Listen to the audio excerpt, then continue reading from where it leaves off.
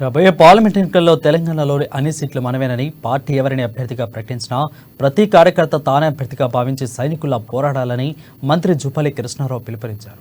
అయితే నాగర్ కర్నూలు నియోజకవర్గ పార్లమెంటు సన్నాహక సమావేశం నిర్వహించారు.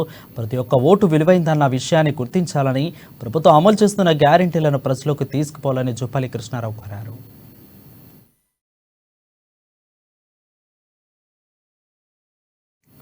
ఇక సెక్రటేరియట్ ముఖం చూడని సీఎంగా కేసీఆర్ చరిత్ర సృష్టించారని ఎద్దేవా చేశారు.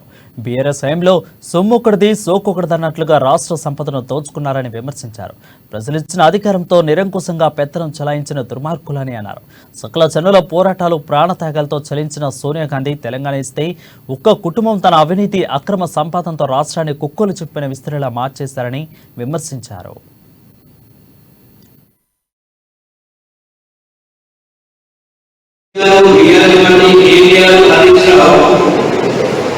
తప్పుడు మాటలతో ప్రజలు మభ్యపెట్టే కాలం చేస్తాం. పాలమూరు జిల్లా వలసల జిల్లా ఆత్మహత్య. ఈనాడు పాలమూరు జిల్లాలో 8 లక్షల ఎకరాలు నిర్మిస్తామని అంటే అది మహాత్మా గాంధీ నలుగురు చెందుకోతుల బతుకమైనా ఎట్టెంపాడైనా పోలీసులైనా భీమైనా 8 లక్షల ఎకరాలు నిర్మిస్తాం.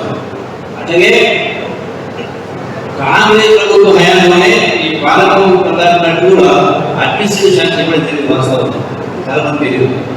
ఈ ప్రాజెక్టును కూడా త్వరితగతిన ముఖ్యమంత్రి గారితో సమీక్షా సభ ఏర్పాటు చేసి ఇరిగేషన్ శాఖ మంత్రులను ఇవ్వాల్సి వేదికమైన గౌరవ శాసనసభ్యులను అట్లాగే ప్రాజెక్టు అందరినీ కూడా ఇవ్వాల్సి సమీక్ష పెట్టి వీలైనంత త్వరగా సుమారుగా 12 లక్షల ఎకరాలు సాగునీటిని పాలమూరు జిల్లాలో ఇచ్చే కార్యక్రమం ఇది త్వరగా చేపట్టే కార్యక్రమం పూర్తి కావాలన్నా మళ్ళీ మనం ఈ పార్లమెంట్ ఎన్నికలు మనం గెలిపేయాల్సిన అవసరం ఉంది.